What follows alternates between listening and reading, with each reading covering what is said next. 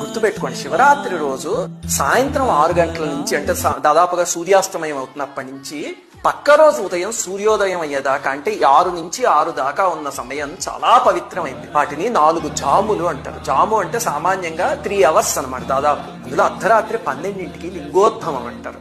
ఆ సమయం పరమ పవిత్రమైనది. అందుకని మీకు కుదిరితే లింగోద్భవం దాకా లేచుండి ఆ సమయానికి అభిషేకం చేయడానికి ప్రయత్నించండి. కొంచెం అభిషేకం చేసిన 5 నిమిషాలు చేసినా సరే అపారమైన ఫలితం. అలాగే ఎన్నిసార్లు చేయాలండి అభిషేకము అంటే, సామాన్యంగా ఏకాదశ రుద్రులు అంటారు పరమేశ్వరుడు యొక్క 11 స్వరూపాలు.